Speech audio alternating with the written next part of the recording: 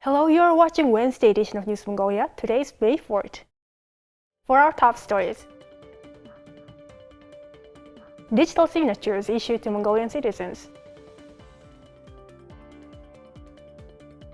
Ministry of Mining reports on fuel reserves and price control measures. Vegetable farming story from Khovd province. For other news, stay tuned.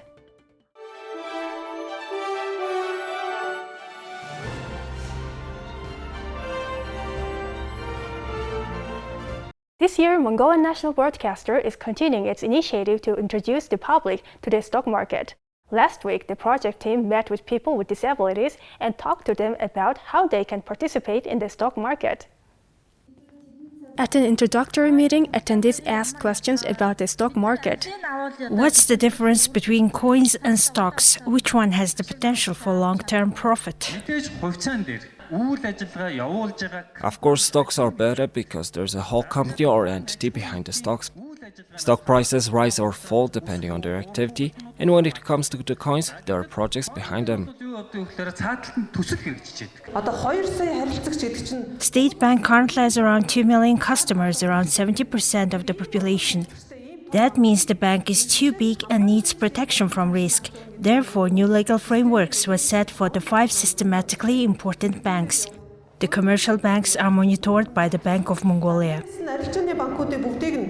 The Green Arrow campaign is being held to improve public knowledge of the stock market.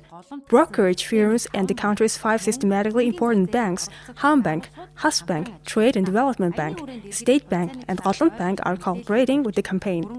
The Green Arrow team plans to reach the youth, professionals in different fields, and retirees. Khovd province has more than 3,000 farmers. One of them is Bayer. He and his family have been growing vegetables on their farmland and in their greenhouse for the last 6 years. Bayer and Ingzaya, residents of Jargalansom Khovd province, have been farming for the past 6 years. They combine field and greenhouse farming to grow 18 different crops. At the end of April, they collected their first harvest of 2022. We are young people, but we are creating and developing this farming system. I was born in Bointsum, Khovd province, and I've grown vegetables since childhood. I graduated from the National University of Mongolia as a botanist and biologist. I've been running a greenhouse for 5 years now.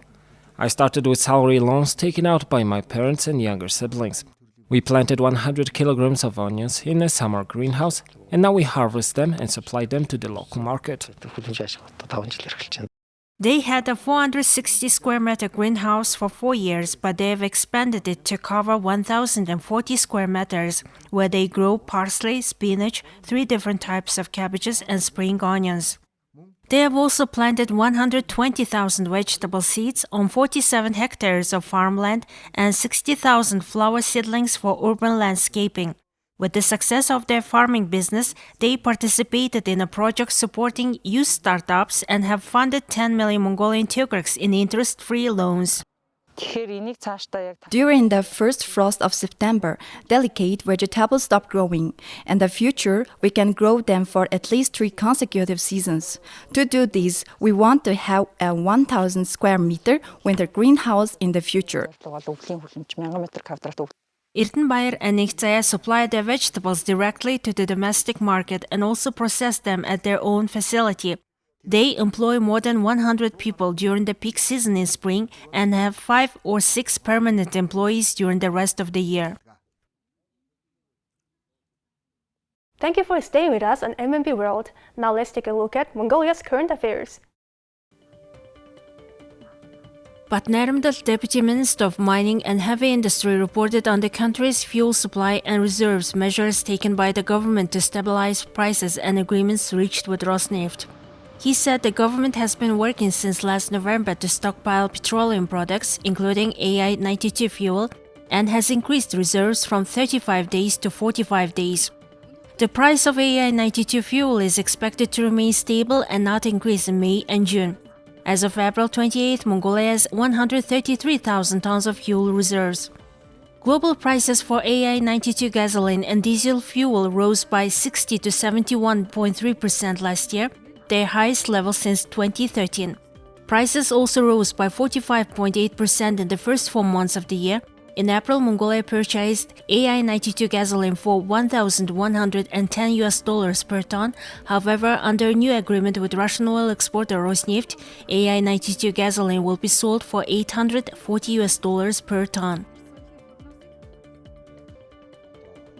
This week, the General Authority for State Registration started issuing digital signatures to Mongolian citizens aged 16 and over. Mongolia adopted the law on digital signatures 10 years ago, but only 40,000 signatures have been registered since then. Under the amended law, the General Authority for State Registration is responsible for issuing digital signatures to every citizen of Mongolia over the age of 16, with signatures valid for 5 years. Digital signatures can be requested at state registration offices across the country. If the applicant's information is up to date, a digital signature will be issued immediately upon request. Now let's take a look at the currency exchange rates provided by Mongol Bank.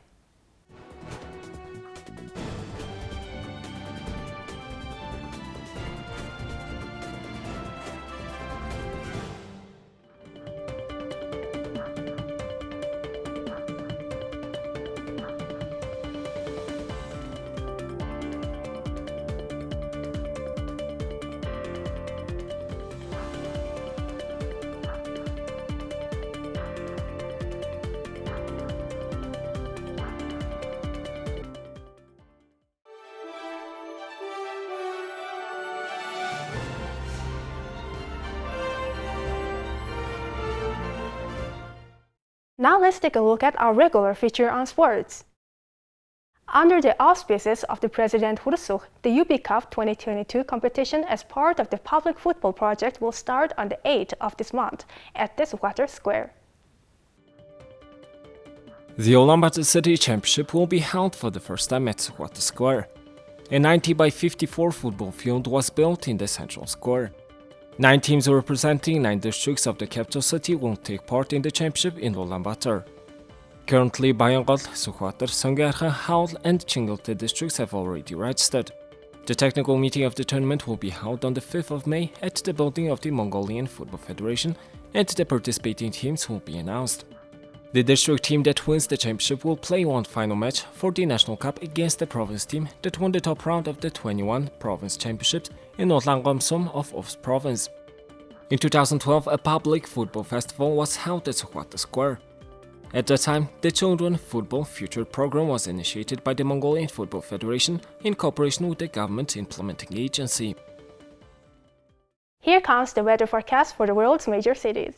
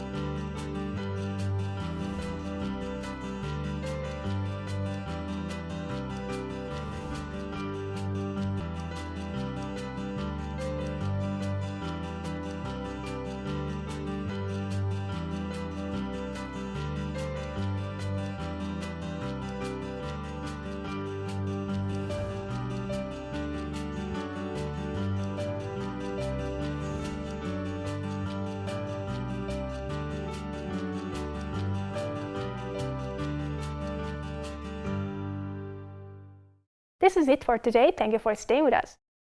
We'll see you tomorrow with more news updates. Have a nice evening. Goodbye.